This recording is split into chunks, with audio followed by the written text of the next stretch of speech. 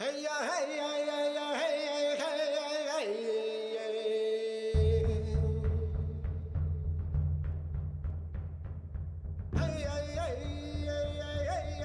Okay, let's dive in. Have you ever had that feeling like you're standing on, I don't know, a small patch of solid ground while everything around you feels, well, chaotic? Hmm. And maybe you feel like you see something clearly that others maybe don't, or perhaps they do see it, but they're just kind of navigating around it. Yeah, that feeling, that sense that things aren't quite adding up. It often comes down to something pretty simple, actually, which the article you're looking at today, Dennis E. Burke's piece, really gets into. Which is That so many of our interactions, maybe most of them, aren't built on the whole truth. right, exactly. And Burke isn't necessarily talking about big, outright lies. Usually, it's more what he terms curated narratives. Curated narrative, I just, like edited versions. yeah, kind of versions of the truth that have been, let's say, trimmed a bit, maybe polished up so people will like them, or softened specifically to avoid discomfort. And it's amazing how often this happens, isn't it? Burke makes the point that you see this even in situations where you think directness is crucial, Yeah. like business transactions. Oh, absolutely. He mentions how language gets massaged, intentions get sort of veiled. It creates this fuzziness. But, and this is important from the article, Burke emphasizes this doesn't always come from a bad place. It's not always malicious. No, not at all. He argues it's very often driven by something really basic and human, fear. Fear. Okay. Fear of what, though? Well, fear of rejection, mostly, or Yeah. fear of looking vulnerable. Hmm. Even just the fear that being totally direct might leave us feeling, I don't know, exposed, judged. Makes sense. We want to fit in. Exactly. And here's where Burke's argument really clicks into place, I think.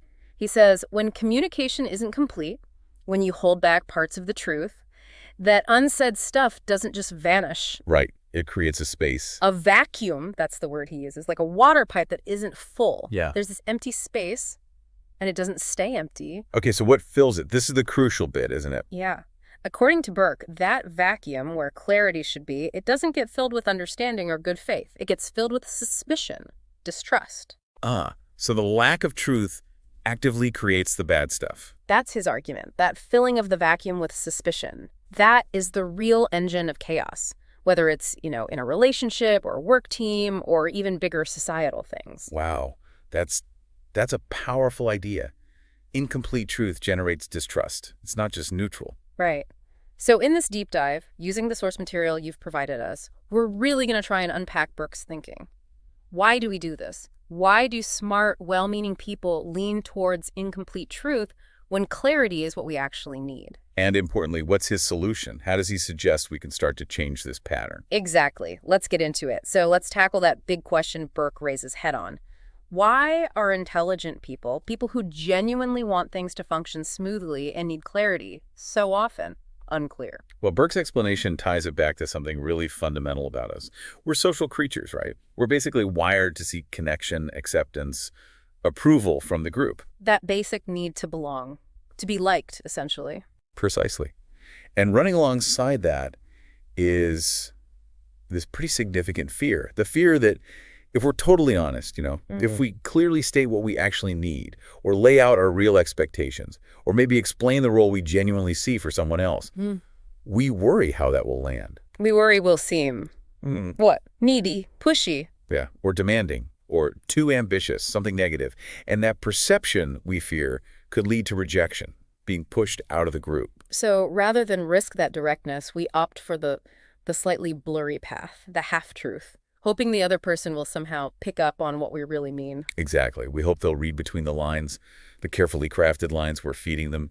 We want them to be mind readers, basically. And the kicker, which Burke points out so well, is that the person we're talking to, they're often doing the exact same thing back to us. Oh, absolutely. It's almost comical if it weren't so frustrating. You've got two people, both holding back key information. Both kind of posturing, trying to protect themselves. Right. Defending their position while secretly, desperately wishing the other person would just understand them without them having to spell it all out and risk that vulnerability. Yeah, when you frame it like that, using Burke's lens, it's really no wonder the outcome is so often just confusion or frustration, that feeling of chaos or things being slightly off? It's the natural result of that vacuum, isn't it? The space where the real truth should be. Okay, so Burke paints a pretty convincing picture of why we get stuck in this pattern. It's largely fear, tied to our social instincts. But, all right, what's the way out? His solution seems almost deceptively simple. It does, doesn't it? Yeah. He basically says, open, respectful, and honest dialogue. Sounds good, but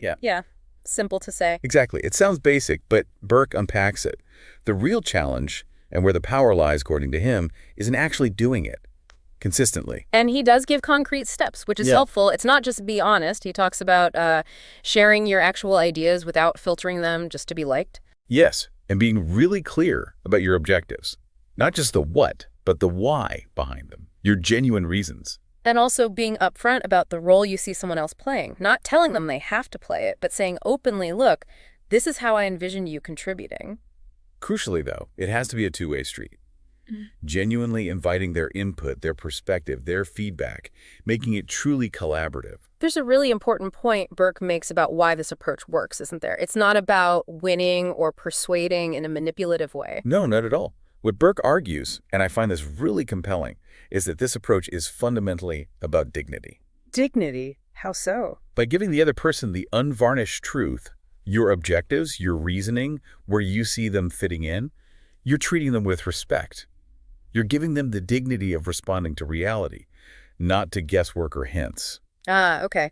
It removes the need for them to play those guessing games or wonder about hidden agendas. Exactly. It allows them to step into the conversation fully, as an equal partner. It lays a foundation of genuine respect, even if you ultimately disagree on something. So let's follow that thread. If we actually manage to communicate like this, openly, honestly, respectfully, the way Burke suggests, what changes? Does life suddenly become easy? No more awkward conversations. Burke is pretty clear on this. He doesn't promise zero discomfort. Difficult topics are still difficult. But, he argues, it fundamentally transforms the kind of discomfort you experience. How does it transform it? Instead of the gnawing discomfort of suspicion and misunderstanding, that feeling created by the vacuum, you might have the discomfort of tackling a real issue head-on. But it's productive. And critically, he says it replaces that distrust with, well, with understanding, or at least the potential for it. Precisely. And that shift from distrust to understanding is how chaos starts to morph into order. Not necessarily predictable outcomes, he stresses, but order in the sense of clarity, transparency. Knowing where people actually stand. Yes. When intentions are visible, even if they differ from yours, the whole interaction feels different. It's less chaotic because the signals are clear, not scrambled. This whole idea, this practice, leads Burke to talk about what he calls the supreme challenge. Sounds pretty serious. It is, in his view, the ultimate test, really. Which is? He says the supreme challenge is cultivating the courage it takes. The courage for plain speaking, on the one hand, and truly open listening on the other. Courage seems like a strong word for just talking honestly. Well, think about the fears we just discussed. Rejection, vulnerability. Burke argues that overcoming those fears consistently, choosing clarity even when it feels risky, does require real courage. And he notes, it's a surprisingly rare quality in everyday interactions. And this courage, this rare quality, it's directly linked to results, according to Burke. Absolutely. He positions this courage as the bedrock, the essential foundation for any kind of real performance, meaningful collaboration, or genuine progress. He paints a contrasting picture, doesn't he? Environments where this courage is lacking. Yeah. Where trust and respect are low, often because of all that incomplete truth, people move slowly.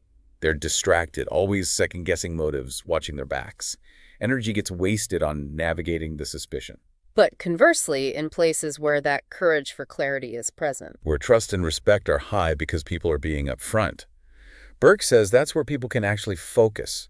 They put their energy into creating, innovating, performing. They thrive. It's a stark difference. So if we boil down Burke's core argument from the article, it seems to land here. If an interaction feels off, somehow imbalanced, or you just have that gut feeling something isn't quite sitting right.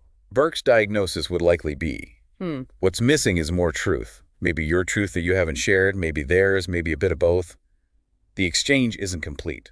And he kind of leaves it with you, the reader, doesn't he? With the thought that maybe, just maybe, you could be the one to start injecting a bit more of that truth into the next interaction. Yeah, that maybe you can be the one to start closing that vacuum, replacing the potential for suspicion with the possibility of clarity. Thinking back on this deep dive into Dennis Burke's ideas, that central theme really resonates the power we have to choose clarity, to choose truth, even when it feels difficult or, frankly, a bit scary. And framing it as requiring courage. The courage for plain speaking and open listening makes it feel less like just a communication tip and more like a fundamental practice for building better relationships and actually getting things done effectively. Burke makes a strong case for that. He really does. So for you, our listener, reflecting on everything we've explored from Burke's article today, here's something maybe to chew on.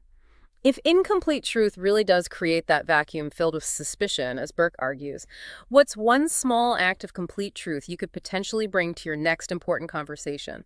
Just one small step to consciously create space for trust and understanding instead of leaving room for doubt.